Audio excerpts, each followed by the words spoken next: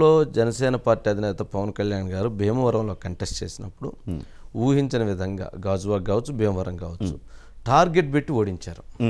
ఇప్పుడు పిఠాపురంలో కూడా అదే స్థాయి టార్గెట్ చేస్తున్నారు, అదే స్థాయిలో అదే లక్ష్యంతో పనిచేస్తున్నారు అనేది ఒక చర్చ జరుగుతుంది. అంటే దానికి ఉదాహరణ నిన్న లాస్ట్ టైం ఎవరైతే కంటెస్ట్ చేశారో శేష్ కుమార్ గారు 28,000 ఓట్లు వచ్చింది జనసేన పార్టీ తరఫున.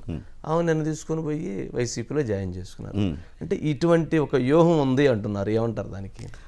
సార్, మామూలుగా మేము మా అధినేత పోటీ చేస్తాననగానే దగ్గర దగ్గర 160 మంది స్థానిక నాయకులు వచ్చి జనసేనలో జాయిన్ అయిపోయారు.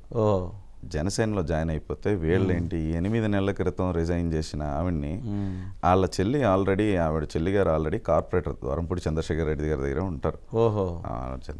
వైసీపీలోనే కలిసి తిరుగుతారు.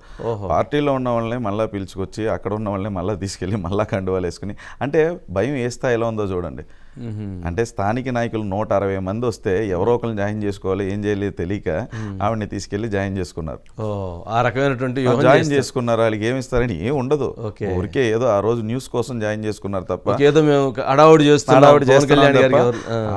ఆవిడకి 100% శేష్ కుమార్ గారు కూడా అధినాయకుడు ఏమన్నారంటే కంపల్సరీగా మంచి స్థానం కల్పిస్తాం డెఫినెట్లీ అని చెప్పారు. బట్ ఆవిడకి ఏం చెప్పారో, వాళ్ళు ఏం చెప్పారో, ఏమి ఇస్తా ఉన్నారో మరి వాళ్ళకే తెలియాలి. సో వెళ్ళి అక్కడికి వెళ్ళి జాయిన్ అయ్యారు. జాయిన్ అయిన తర్వాత ఏమవుద్దండి, ఏం ఉండదు. అంటే ఇందా ముద్రగడ పద్మనాభం గారు అనుకున్నాం, అసలు జాతికి నేనే నాయకుడిని, జాతికి ప్రతినిధి అని చెప్పారు. మరి అలాంటి ముద్రగడ పద్మనాభం గారు వైసీపీలో జాయిన్ అయ్యారు.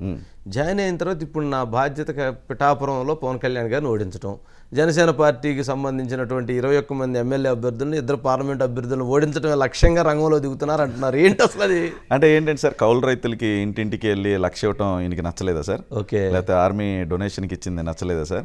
ఈయన సొంతంగా కష్టపడి సంపాదించిన డబ్బులు ప్రజల కోసం ఖర్చు పెడుతుంది నచ్చలేదా సార్? వాళ్ళ పిల్లల పేరు మీద ఉన్న ఫిక్స్డ్ డిపాజిట్ క్యాన్సిల్ చేసేసి పార్టీ ఆఫీసు చేయటం ఆయనకి నచ్చలేదా సార్?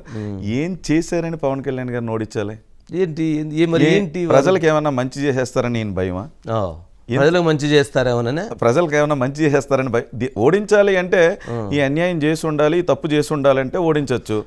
ఆల్రెడీ ఆర్థిక నేరస్తులు ఎన్ని కేసులు ఉన్నాయో ఎవరికి తెలియదు, ఎంత దోచుకున్నారో తెలుసు. ఎన్ని కేసులు, దళితుల్ని డోర్ డెలివరీ చేసిన పార్టీని వదిలేసి కౌలు రైతులకు డబ్బులు ఇచ్చిన అతను ఓడిచ్చేస్తానంటారు, అదే న్యాయం అండి?